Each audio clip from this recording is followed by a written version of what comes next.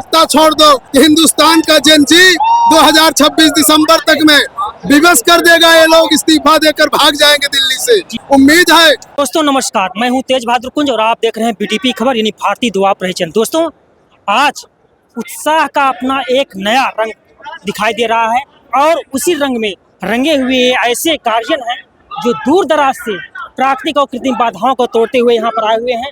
हम जानने का प्रयास करेंगे सर, इस मौके पर आज लोगों को क्या संदेश देना चाहेंगे? लोगों को संदेश जितने यहाँ पे 6 नौजवान सब आए हैं, सब वर्तमान सरकार के, प्रदेश सरकार और देश की सरकार के सब विरोध में सब आए हैं और आने वाले समय में परिवर्तन की बात परिवर्तन होकर रहेगा। हाँ। सबसे ज्यादा दमनकारी शासन किसका रहा?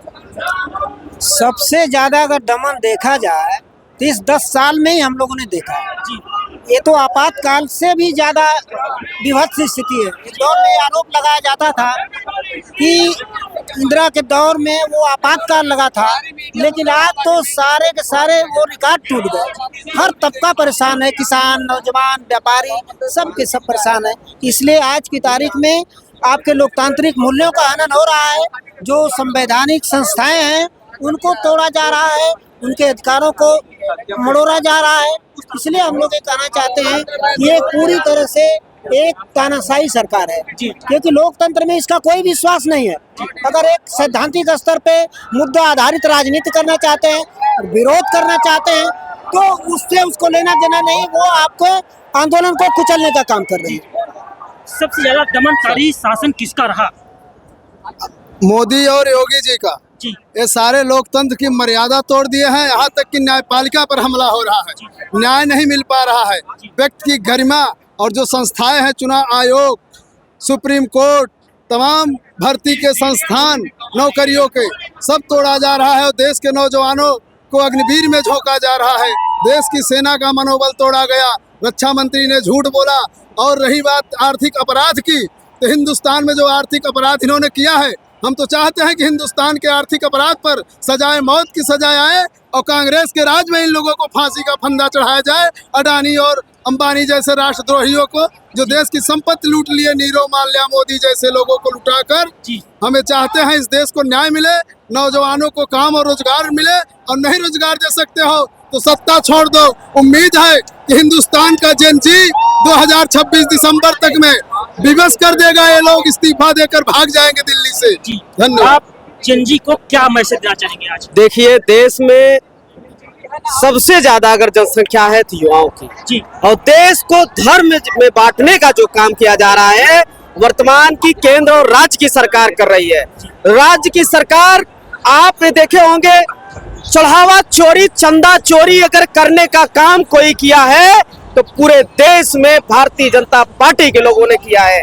और आपको बता दें, जितना मुगलों ने नहीं लूटा, जितना जिसको ये अकबर को, बाबर को कहते हैं लूटा था, उससे ज्यादा इन्होंने देश को लूट लिया। और युवाओं को नौकरी नहीं दे रहे हैं, छात्रों को नौकरी नहीं दे रहे हैं, छात्र दर दर भटक रहे हैं। विश्वविद्यालय में सीटें कम कर दी जा रही है। इलाहाबाद विश्वविद्यालय की 3000 सीटें कम की गई हैं। 3000 सीटों को काट करके आम छात्र, नौजवानों, दलितों, पिछड़ों, शोषितों, वंचितों सभी का हक मारने का काम ये भारत सरकार, ये उत्तर प्रदेश सरकार कर रही है। ये सरकार, साथियों आपको बता दूं, ये जॉबलेस सरकार है। ये वादा करती है, लेकिन वादा करने के बाद वादा खिलाफी करती है। इन लोगों को एक बार अपने वोट के चोट से इनको भगाना पड़ेगा।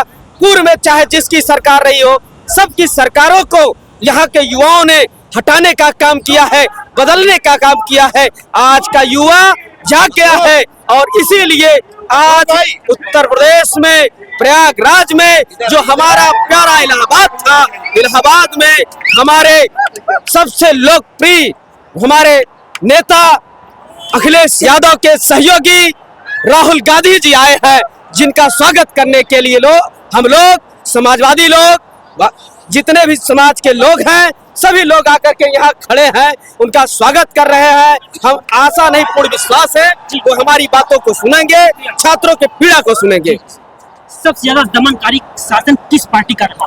देखिए, किसी भी निर्वाचित सरकार की नैतिक जिम्मेदारी होती है अपने प्रदेशवासियों और देशवासियों के स्वास्थ्य, शिक्षा, सुरक्षा और रोजगार की व्यवस्था सुनिश्चित करें। लेकिन जब से इस देश के अंदर, इस प्रदेश के अंदर सामंतवादी, फाशिस्टवादी, गंदी मानसिकता की सोच की सरकारें बनी हैं, तब से लगातार छात्रों, नौजवानों, किसानों के हितों पर कुठाराघात करने का काम इस जालिम सरकार कर रही है। आज नौजवान मन बना लिया है, क्योंकि रोजगार 10 साल की जो सरकार है वो रोजगार नहीं दे पाई, नौजवानों को बेवकूफ बनाने का काम कर रही थी।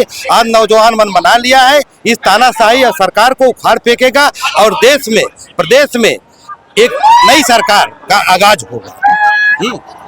दोस्तों, आप लोगों ने देखा, ये गार्जियन हैं, दूर दराज से आए हुए हैं और इन्होंने जो बात रखी है, उनके आज बातों को आप जब डेटा के रूप में आप देखेंगे तो इससे पूरा देश में हलचल है और देश आज जिनकी गूंज आपको सुनाई दे रही है उनकी मांग कर रहा है। और इसी प्रकार से आप बीडीपी खबर यानी भारतीय दुआ प्रहरी आप चैनल को आप देखते रहिए, सजग बनिए। जय हिंद।